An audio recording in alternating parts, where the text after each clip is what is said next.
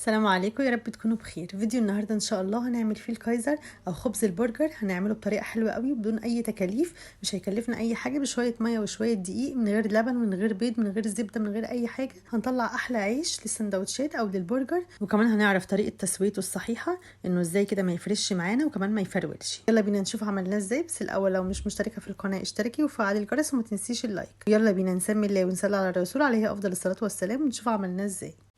جبت بوله حطيت فيها نص كيلو دقيق، ده نص كيلو دقيق منخول، عليه نص معلقه صغيره ملح، قلبت كده الملح كويس فيه. ودلوقتي هحط السكر والخميره. حطيت معلقتين كبار سكر واحط عليهم معلقه كبيره ممسوحه خميره، معلقه كبيره ممسوحه او معلقه صغيره تكون مليانه كده هرميه خميره، عشان خاطر دول على قد النص كيلو دقيق مش اكتر من كده.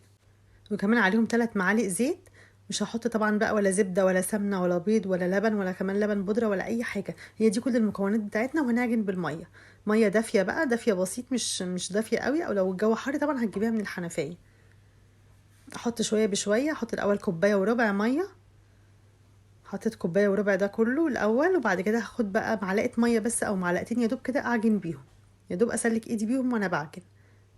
يعني هتاخد اقل من الكوبايه ونص ميه او حسب الدقيق بتاعك، ده نص كيلو دقيق خد بالظبط معايا كوبايه وتلت ميه.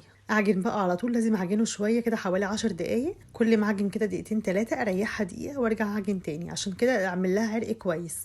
لازم العجينه يكون فيها عرق كويس، لان العجينه لو ما اتخدمتش كويس هيبقى الفينو معايا او الكايزر معايا مفرول، لكن انا عايزاه يكون قلبه حلو وما يكونش مفرول ولا اي حاجه، يبقى لازم اعجنه كويس.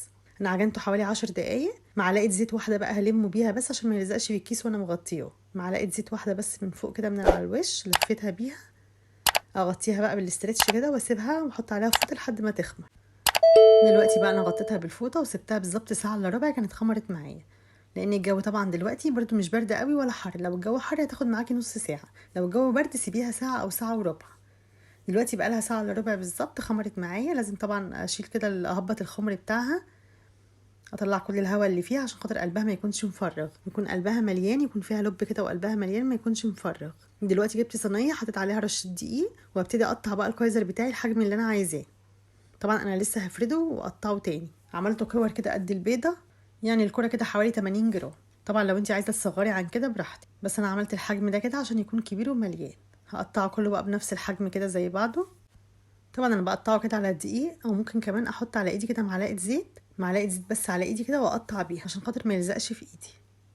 دلوقتي خلاص قطعته كله. لازم طبعا اغطيه كده بالاسترتش او بكيس، وسبته حوالي ربع ساعه عشان خاطر يرفع كويس معايا. دلوقتي بقى بدات اخد واحده بواحده، افردها كده وبعد كده اطبقها تاني كويس، الفها تاني كويس، واحاول ان هي ما يبقاش فيها فراغات من قلبها.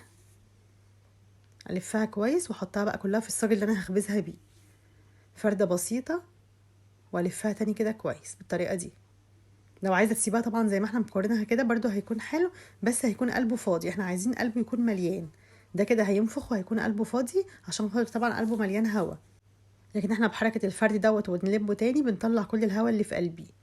لازم تتاكدي ان هو مقفول كويس ومفيهوش هوا من قلبي، ولازم الفها كويس اخليها مدوره، لان طبعا لو مش ملفوفه كويس بتفتح مني في الخبيز، يعني ممكن واحده او اتنين كده يكونوا مفتحين عشان خاطر مش ملفوفه كويس، لكن الملفوف كويس بيخليه مدور زي ما هو. احطه بقى في الصاج كده، اغطيه تاني واسيبه حوالي 10 دقايق او ربع ساعه لحد ما الاقي حجمه الضاعف. دلوقتي معلقه لبن بالفرشه كده على وشه، او ممكن تحطي بيض زي ما انت عايزه، واحط عليها كده حبه سمسم صغيرين، لو مش عايزه تحطي برده سمسم مش مهم، او عايزه تمليه كله براحتك، او تحطي حبه البركه زي ما انت عايزه.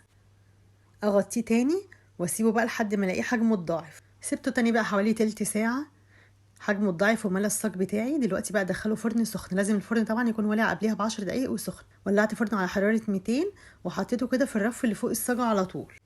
خد معايا بالظبط ربع ساعه، وولعت عليه الشوايه دقيقه واحده. واول ما يطلع طبعا لازم ترشيه ميه كده او تغطيه بكيس وبعد كده بالفوطه. انا رشيته كده بخه ميه خفيفه وغطيته 5 دقايق بس بالفوطه. رد كده من حراره الفرن واتطرى خالص معايا، بقى طري جدا معايا وهش كده وخفيف. طبعا الوش بتاعه زي الظهر بالظبط، شكله حلو وخبيزه حلو قوي، وكمان مليان كده من قلبي مش مفرغ. وده عشان احنا فردناه ولميناه تاني، عشان فردناه وبعدين كورناه كده كويس تاني، فقلبي مليان مش فاضي. عمل كمية معايا حلوة، ده نص كيلو دقيق.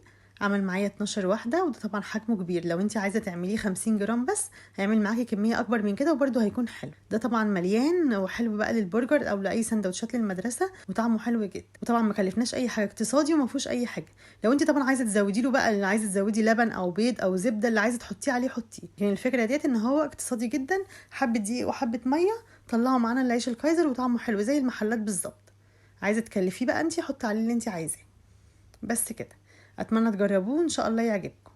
اتمنى الفيديو يكون عجبكم. لو الفيديو عجبكم ما تنسونيش باللايك والاشتراك في القناة وتفعيل الجرس عشان يوصلكم كل فيديوهاتي.